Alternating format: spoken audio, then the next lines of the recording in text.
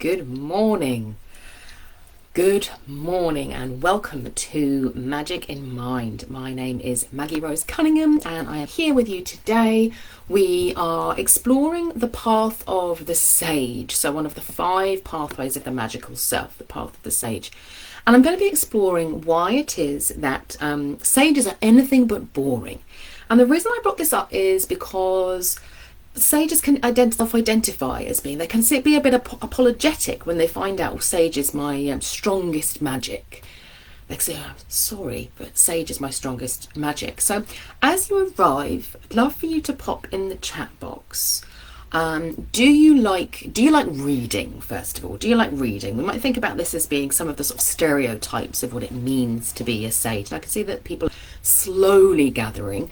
So I might ask this question again. So do you like reading? And the second question is, do you like writing? So you can see these as being two forms of the sage which are important. One is receiving information with reading, and one is expressing or communicating or sharing that information with writing. Now we can add to that 2 further pieces, which we might not be as sort of stereotypical sage, but I think are important. And one of them is, do you like observing and recording, looking out into the world and sort of seeing what's going on, and then maybe you keep a diary, or as some people, they do bird watching, don't they? You sort of look out of the window and you say, which birds have I seen, or perhaps stargazing in some way, that you're looking out on nature and your environment and you're saying, this is what's happening around me today. So if that's you, share that in the chat box. Hello, morning, Chrissy. So you're saying, I love reading and I like writing in my journal, but loathe writing academic papers. And this is important. So there are so many different ways in which the magic of the sage can be expressed, and we're going to be coming back to this one because this is an important one, Christy, so thank you for bringing that up. So you might be somebody who likes observing and you might like recording, or you might be somebody who likes testing, testing, trying something a little bit different. Now this can get into a little bit into the realm of the mystic and the seer. This is where the sage starts to sort of be playing a bit with the other parts of the magical self, but it's the sage that drives that.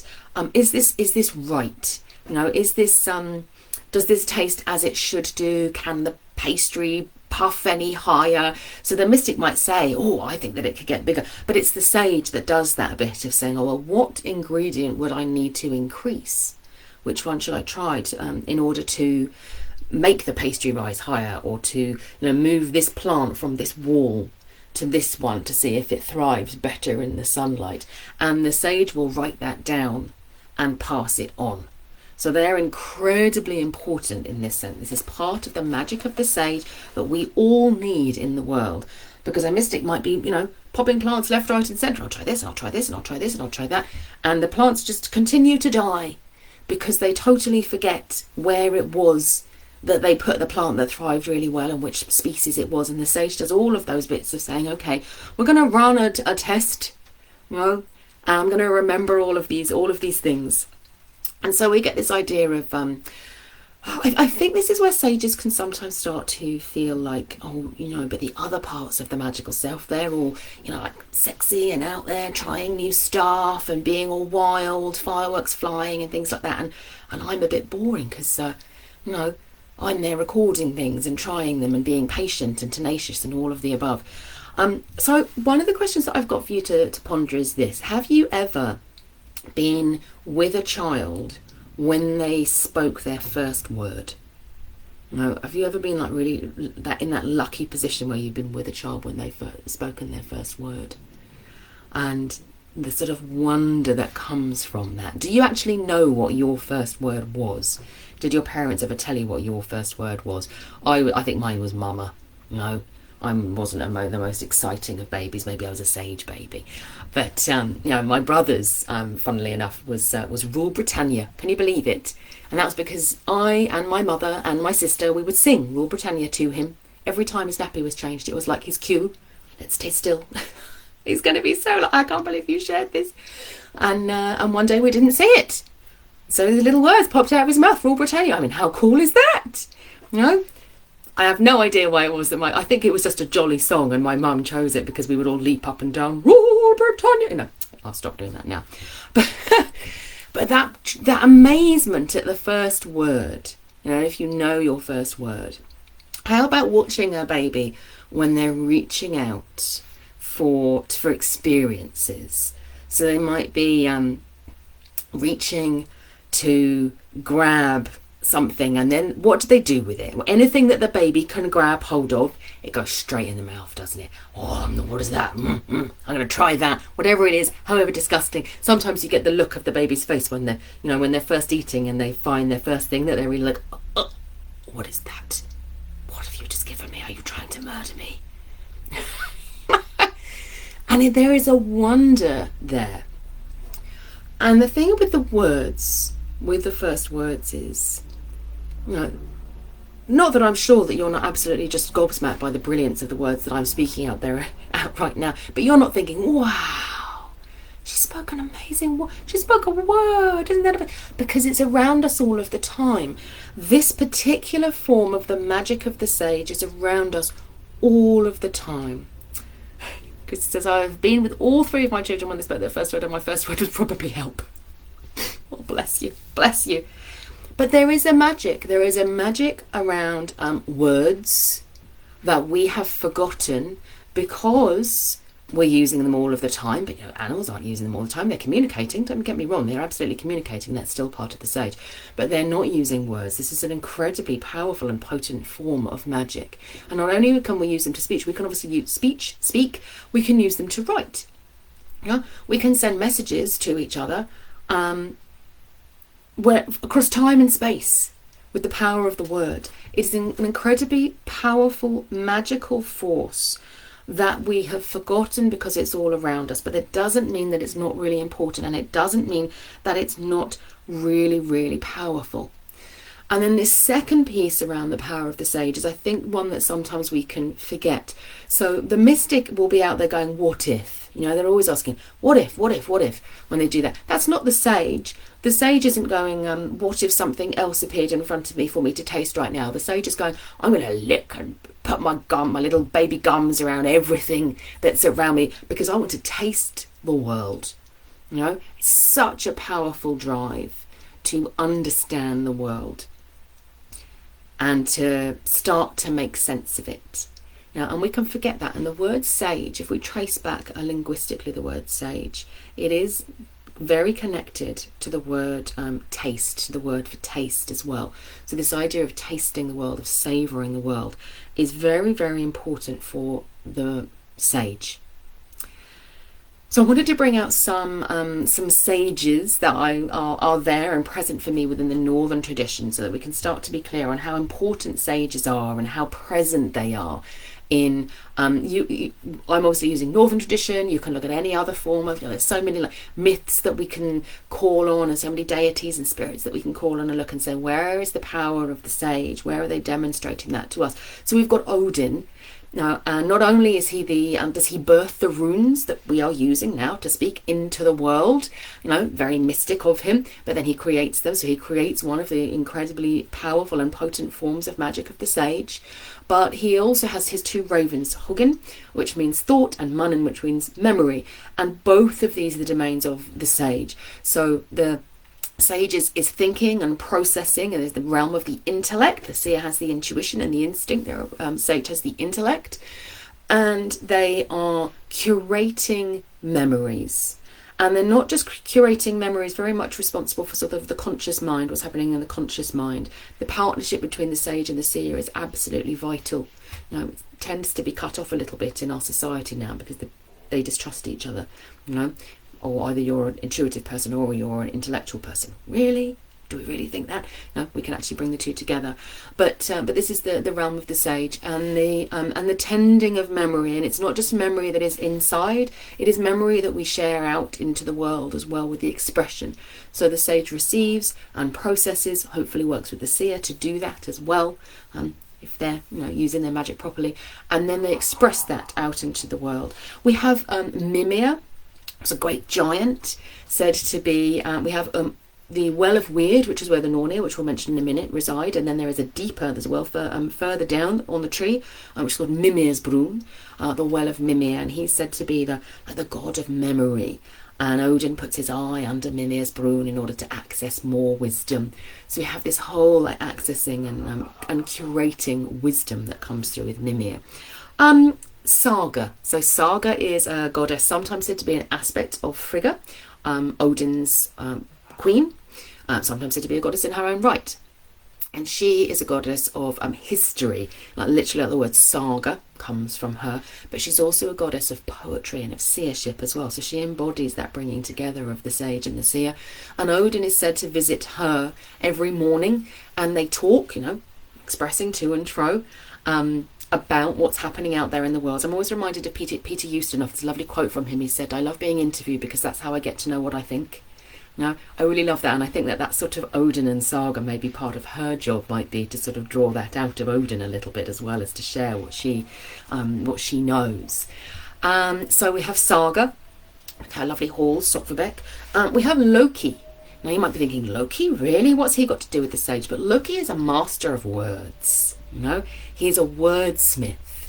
He sends out his barbed comments to see which ones will stick. He plays with words. He's a trickster god. And I think that's very important for the sage. It's very important as an antidote to one of the challenges that we see there out in society at the moment.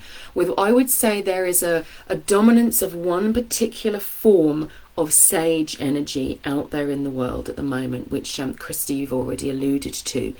And I'm going to say this with deep love because I've worked in universities for 25 years and I love academia. But it's the way in which our sort of education systems and our systems of learning have been built up over time has limited our understanding of what the sage means in, I think, quite a harmful way in some ways. I am not saying that it's bad. We absolutely need that aspect of our sage magic.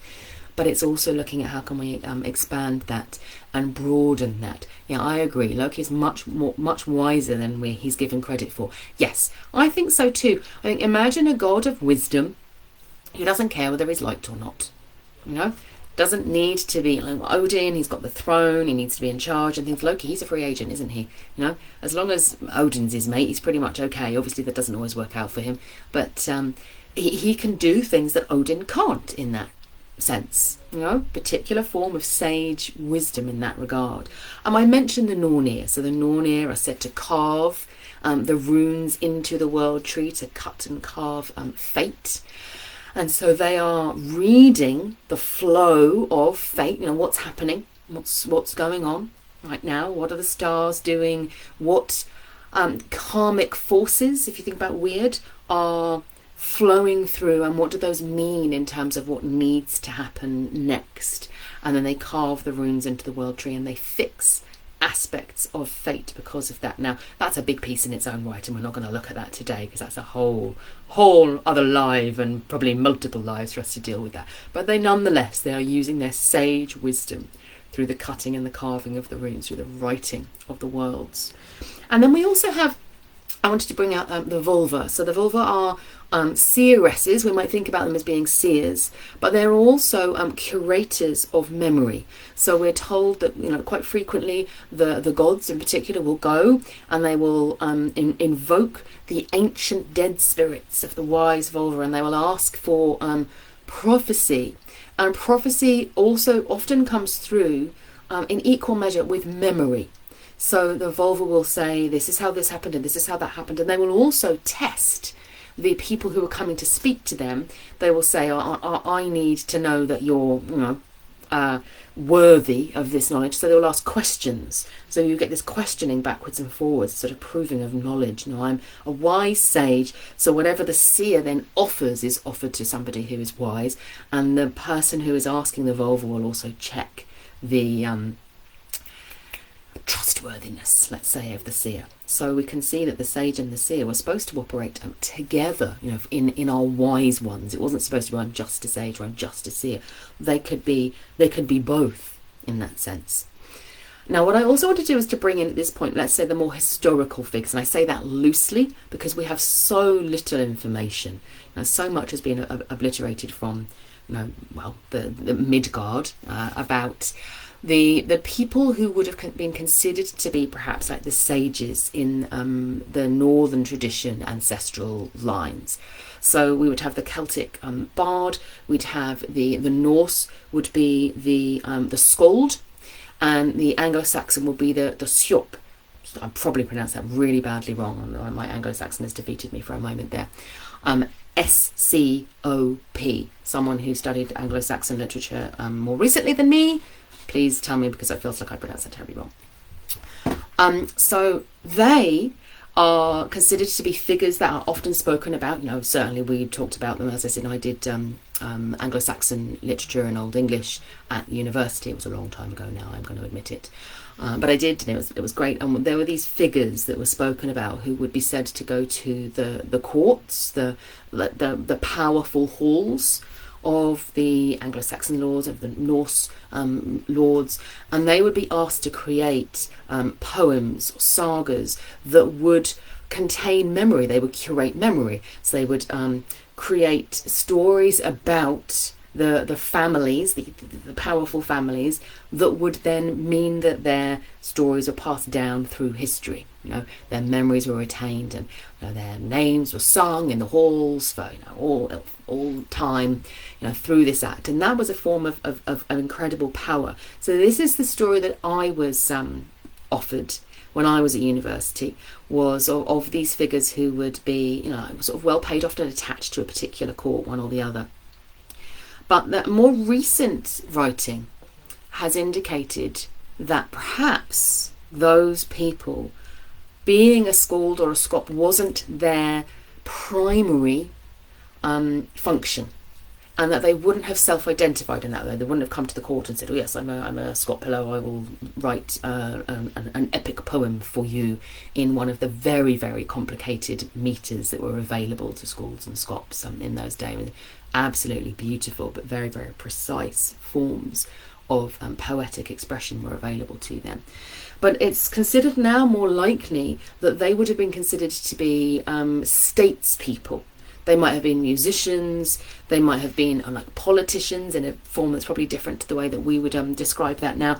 Courtiers, they were innovators in expression as well. So you might see their sage magic as being something that would be very useful to them in rising up through the ranks, but not necessarily their primary function. And what's interesting about this is that it's possible that what we have done, because we have in our society today, we can buy poetry and we have the name of the poet and we know lots about them, or we might go to a university and there will be all of the professors and the people who are established in their field as being very structured professions, recognised in their own right now. And so we perhaps made an assumption that that was the case for our ancestors as well, rather than it being that someone may have had the talents of the sage but been using them in multiple different forms. They might not have said, "I am an academic" or "I am a poet." In that sense, they might have not been seen as being standalone professions in that way. And I found that quite interesting to look at, because I think that can be a little bit freeing for those of us who aren't academics or poets, or might not say, "This is what I am, this is who I am." But that doesn't mean that it's not a tool that I use that's available to me outside in the world. So we might have superimposed our own cultural forms of jobs onto the way in which those were seen in the past. So I found that quite interesting and useful, particularly when I think about what I have mentioned about the shadow of the sage. So this idea that the way that our education system works nowadays, everyone goes into the education system now, which is an amazing and wonderful thing, and it's very, very recent in human history that has been the case. But what that can do is it can limit us to thinking that it is only if we are able to read, write, do arithmetic, the 3 R's, and that's the only way that we can access our sage knowledge, and that the level that we get to denotes our sage abilities. You know? And therefore, if we can't write a really long academic essay, or if we can't do long and complicated maths, there is something wrong with our sage. You know, we're not able to fully access our sage wisdom. And I'd like to change that a little bit. I think that's let's think about those forms as being particular expressions of the sage, not what makes the sage the sage. So I'm going to put that to you and suggest, you know, as a suggestion for what we're going to do. Let's think about sages more as being masters of communication in whatever form that comes, as being curators of memory from the past, but also curators of legacy, sharing what they know out into the world, so testing the knowledge, learning about the knowledge, doing all of the things, and then offering that back out into the world. So I'm going to share with you some figures that for me, when I was thinking about sages, you know, I was like, oh, these are the types of people I might think about. And I'm going to start with maybe some of the more classic ones that you might go, oh, you know, I recognise that as well. And I would love it if you would give me some suggestions as well. So I put down Leonardo da Vinci as being a sort of mystic sage. You know, I've got a few mystic sages on my list. You know, connected to possibilities of the future, but then actually sort of bringing them into reality with his drawings, with his writing, with his teaching. You know, it's got to be passed on in order for it to be the fully functioning sage. Then I was thinking about the Bronte sisters. You know, all of them, you know, extraordinary writing abilities, and I think of them as being sage seers. You know, they weren't necessarily out there in the world. They didn't have lots of opportunities to go out and learn, you know, lots of new things and go on mystic adventures. But they were so deeply connected to their land and to their feelings and to their hearts that I think they express beautifully the relationship that we can have between the seer and the sage. And also for the Bronte sisters, something there that's important is that, you know, you'll recognise the Anglo-Saxon poets that I mentioned, and the Norse as well. Sometimes they were named, but most often they weren't. We don't know what their names were. The Bronte sisters obviously had to change their names in order to get their work out into the world, and that we don't know. We can't know exactly how that landed with them. But for one reason or another, they were just like, I'm just going to do what's necessary. There's an interesting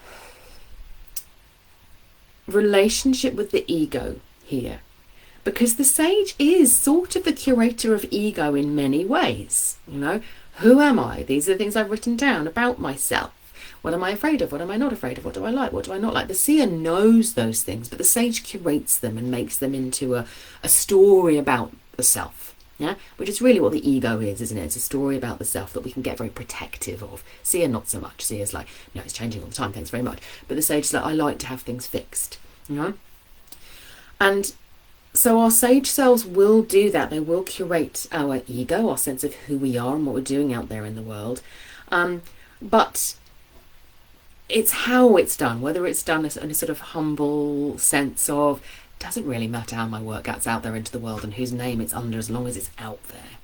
You know, it's sort of what the sage will say. The meaning is about the sharing of the work. It's not about me being recognised for my greatness. You know, we all want to be recognised for our greatness to a certain extent, well, don't we? But it's that balancing act that's important.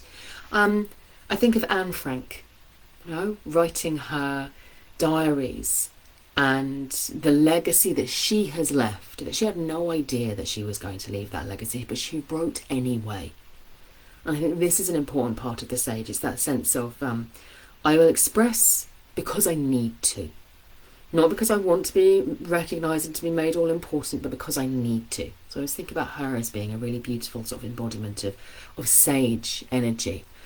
And Lady Eve Balfour. So she's the founder of the Soil Association. For me, classic healer. But she also left a legacy. You know, she shared her ideas and she changed others' views as well, often in a very unpopular way. So if you don't know about her, look her up, because she's a fascinating woman and she brings in that sage energy. There is a legacy that's being left by these people. J.R.R. Tolkien, you know, for me, another like sage mystic, connected to other worlds, but so, you know, so much an academic, but I think with a nice healthy access to some other forms of magic as well. There are lots of people that you might think about. That here we're thinking about maybe a more sort of classic sage. We know about them because they've left a legacy and therefore they're sort of famous in some way or other. Martin Luther King, with his amazing, I have a dream speech, healer sage, as I would say, a mission, a huge mission for the world, and he uses his words, he uses his sage expression to leave that legacy, really leave that legacy. So I can see that we've got some other sharings. My sage is tired. I'm in the last semester of graduate school and working on 2 major academic projects. Yes. And our sages, they deserve to rest sometimes as well, don't they? They can't get their, they need that connection with the rest of the magical self to get their inspiration. First sages that come to your mind are yoga masters. They're connected with the magic of the universe in a very mystical and sage way. Yes. And I think there is a real testing there as well, exactly like you say, that real deep connection with the universe. And I'm going to say this, and probably might be unpopular, but I'm going to say it anyway.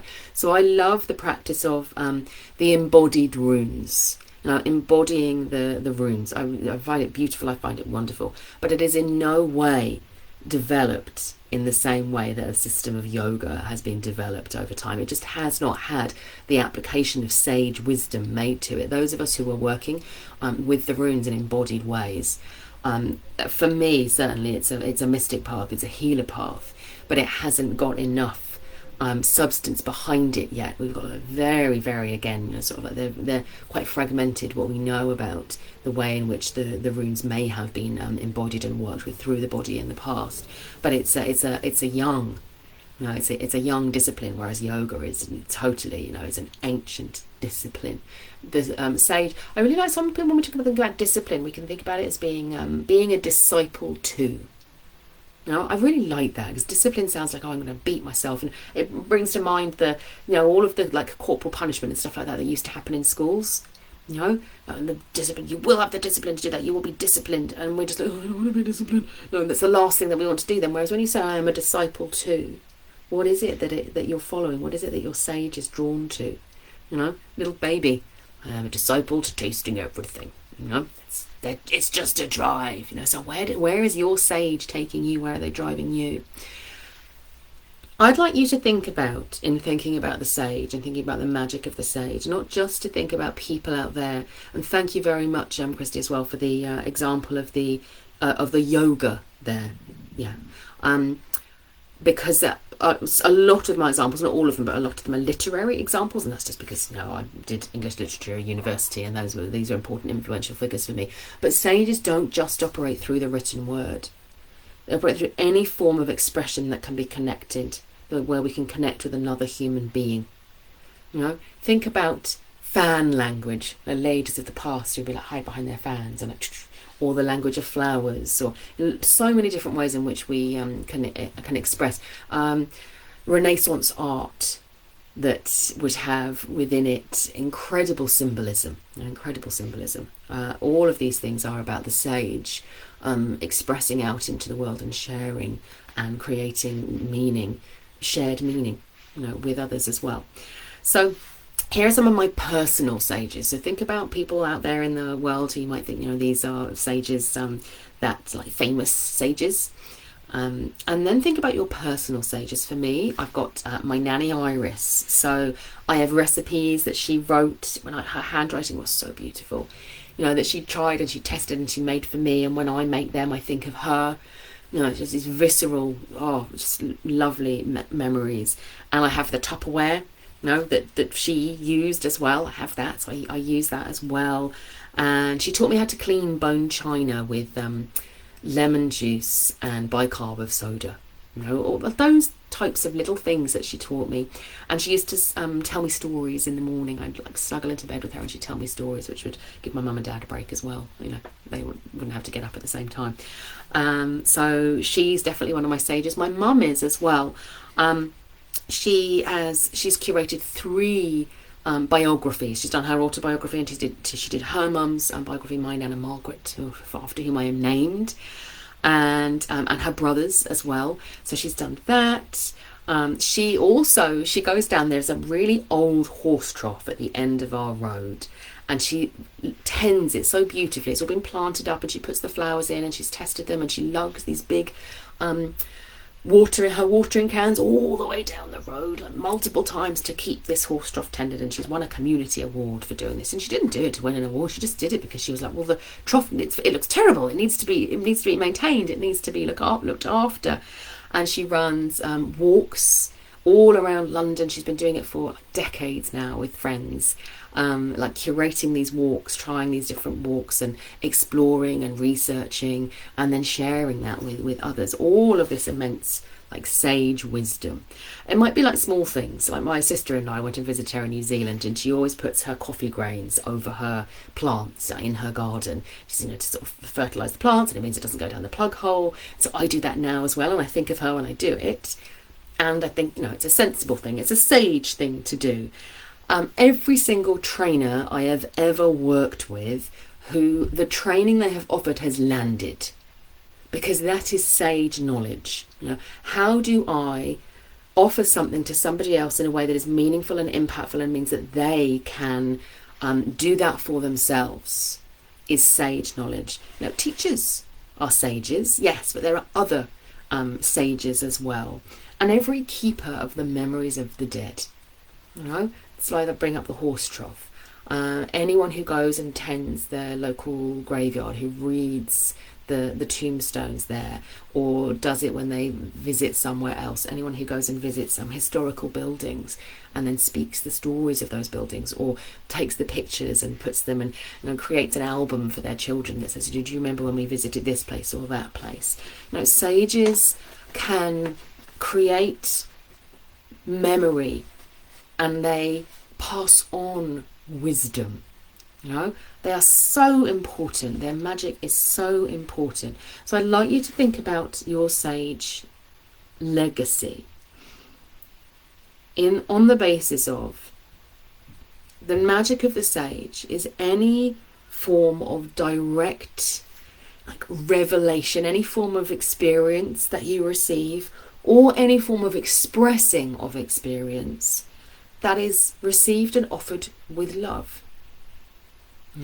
I fundamentally believe that all of the things that I've talked about, all of the people that I've talked about, all of the methods that I've described are about manifesting love in some way, receiving love in some way, and it's that desire and love of life that the sage has in such abundance that they are willing to put in that patience and to test the thing over and over again, and to say, I can make the cake recipe even more beautiful, or this like the recipe cards I've got there or like old and musty, but I can do what I need to do to preserve them, because there is love there. So far from being boring, the sages hold immense power to change the world. They are epic, they are mythic, they are working with the evolution of us as a collective. We just won't get where we need to without the power of the sage. Now, I was going to finish this live here, but I wanted to bring in something that came through to me today, about 10 minutes before I started the live. I saw a little article, and it was talking about the opening ceremony of the in Paris of the Olympics. So you can date this episode now based on that. And it was talking about a backlash that there had been, because there was one of the scenes that they depicted was this big banqueting table. It's a huge banqueting table with various figures. There were lots of drag queens there, and it's sort of very lush and sumptuous and beautiful clothing and things like that. And I had no idea about this, but when I saw an article, it was somebody sort of posting and saying there's been a backlash against this particular part of the opening ceremony, because a number of Christian viewers took it as being a depiction of the Last Supper, of Da Vinci's depiction of the Last Supper, and they found it to be offensive, which must have been really sad for them in that moment, to think, oh, that's what the creators of this ceremony had intended, was to offend me or insult me. And the person who was posting to say, well, actually, first of all, the Olympic Committee didn't say much about it, but they've published a statement now, and they've said, actually, no, it's a totally different painting. I want to say the feast now. I've forgotten what it's called. That's terrible, isn't it? And I've written it down, but I've not written it down on my piece of paper. I'll post it if I can find it. But it's a depiction of the festival of Dionysus, who is a Greek god, because they wanted to honour the Greek roots of the Olympic Games, and they wanted to honour the French love of food and drink and dance and song and epic party, which is why they put this in.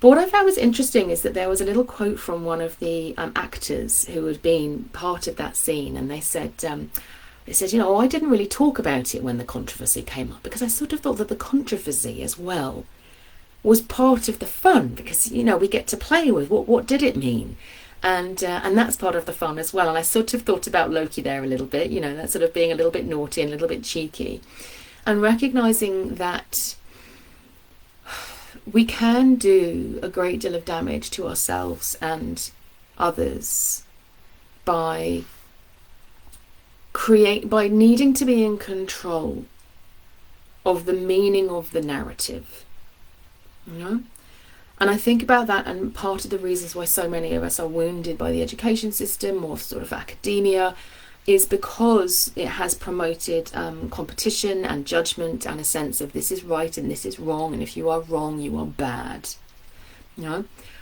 And one of the ways in which we need to really recover that spirit of the sage is to recognize the power of play and the power of not needing to be in control and not needing to be right, and to be able to say, okay, so what I just watched evoked a response in me that I'm uncomfortable with. I'm uncomfortable with that. I think it might mean this, and then to offer that rather than in a condemning way, to sort of say this is how that landed with me, and then to be able to have dialogue about it. This is one of the beauties of much of the work of the sage, the sort of art-based work of the sage, let's say, is to offer modes through which we can express what things mean to us without needing to say that made me feel this way and therefore someone else has to be the villain in this piece.